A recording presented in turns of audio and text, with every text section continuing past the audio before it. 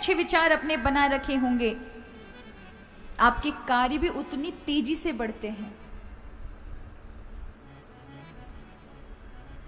एक मैंने बुक्स पढ़ी थी अभी 2-4 साल पहले, शायद किसी ने पढ़ी होगी यहाँ पे, वो है तो पाश्चात्य के लेखकों की, लेकिन उसमें बड़ी अच्छी अच्छी बातें हैं।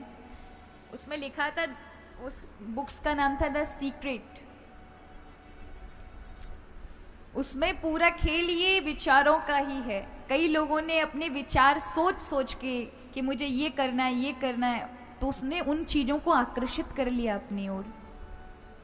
और यही बात शास्त्र भी कहते हैं कि जैसे आपके विचार हैं वैसे ही आपका भाग्य और प्रारब्ध तय हो जाता है। क्योंकि मन के विचारों को, जैसे ही मन में कोई विचार आता है, आप उनमें से छांटें। अगर गलत विचार है तो उसके बारे में सोचें और सोच करके उसे सकारात्मकता में प्रयोग करें, उसे नकारात्मक ना रहने दें। अगर आज आपके संबंध में किसी प्रकार की कठोरता आ रही है तो कुछ ऐसी चीजें करें। पत्नी अगर आपकी लड़ती झगड़ती है, कुछ ऐसे ताने देती है, तो कभी कभी मन में विचार आते हैं आपके कि नहीं, क्या मेरा विवाह कैसे हो गया, ये कैसे हो गया, इतना दुख है, या परिवार में कोई ऐसा माहौल है, तो आप सोचें। कुछ अच्छे भी कार्य होते हैं, ठीक है आज हो गया कोई बात नहीं, भगवान ने मुझे बड़ा हृदय दिया है। क्योंकि भगवान ने जो चीजें आपको दी हैं उसका जिम्मेदार आप दूसरे को नहीं ठहरा सकते। किसी ने हम पर कुछ गलत किया तो उसके जिम्मेदार कोई दूसरा नहीं है। हम अपनी बुद्धि से, भगवान ने हमें विवेक क्यों दिया है, क्यों ये गीता पुराण आदि है कि आप अपने मन को संतुलित कर सकें, अपने मन में अपने हाथ में कंट्रोल हो आपका, कोई दूसरा आपको सता ना सके। आज तो हमें हर कोई सता देता है, सताता है कि नहीं सताता?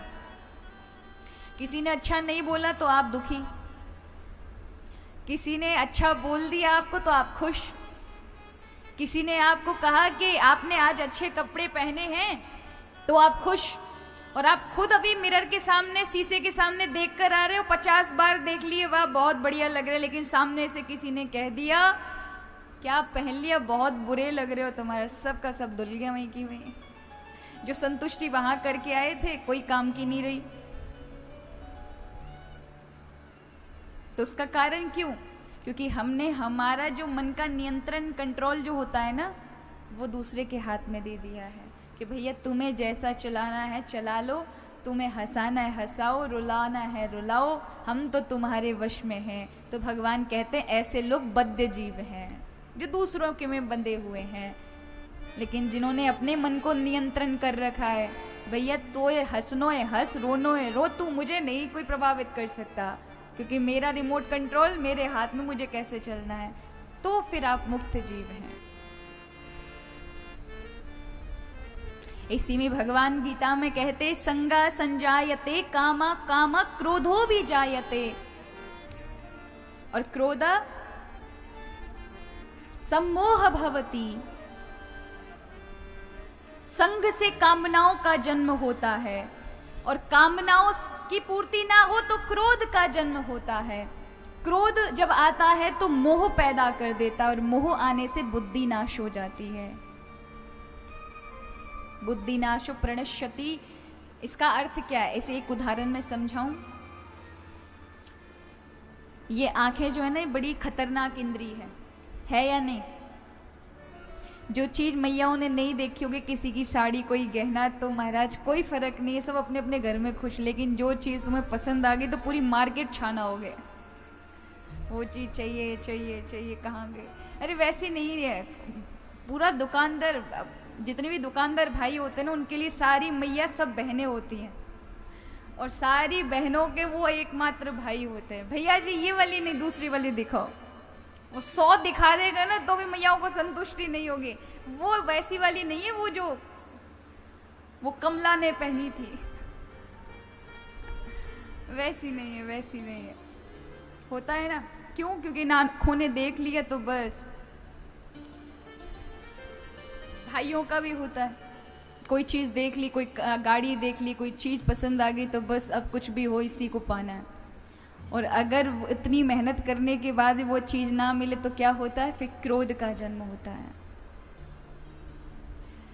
ऐसे समझे कि यहाँ कोई भंडारा हो रहा था या कोई फंक्शन हो रहा था कि लोग भोजन करा रहे थे, अचानक से मैं भी आ जाऊं और मैं भोजन करने के लिए, मैंने कहा सब पा रहे हैं और यहाँ तो बहुत अच्छी चीज चल रही है, यहाँ तो भोजन चल रहा है, चलो मैं भी पा लेती हूँ। और अगर मैं पाने के लिए जाऊं तो कोई हमारे हितैषी हों जो बहुत प्रेम करते हैं और वो कहते हैं कि स्वास्थ्य आपका खराब है, आप मत खाइएगा, ये बहुत ज्यादा तली भुनी चीज है, आप मत खाइए, आपका स्वास्थ्य खराब हो जाएगा। तो संग को देखकर मेरे अंदर कामना जागी किसकी, खाने की, क्योंकि सबको खाते हुए देखा, लेकिन किसी ने आके मुझे टोक दिया, नहीं आप नहीं खा सकते, तो फिर गुस्सा आएगा। तुम होते कौन हो मुझे रोकने वाले, मेरी इच्छा हुई है, तुम कौन होते हो जो मुझे निर्णय दोगे कि मुझे क्या खाना चाहिए क्या नहीं खाना चाहिए। तो क्या होगा, क्रोध आएगा, क्रोध से मोह बुद्धि पर पर्दा पड़ जाएगा, सामने वाला जो मना कर रहा है ना वो मेरा दुश्मन हो जाएगा, वो बिल्कुल शत्रु की तरह लगेगा उस समय, क्योंकि उसने मेरी कामना की पूर्ति नहीं होने दी। उससे क्या होगा, बुद्धि पर मोह का पर्दा पड़ा तो बुद्धि नष्ट हो जाएगी, फिर सोचने समझने की शक्ति खत्म हो जाती। इस प्रकार हमारा शरीर काम करता है। तो विचारों का बड़ा गहरा प्रभाव है, हमें अपने विचारों को बड़ा शुद्ध रखना चाहिए।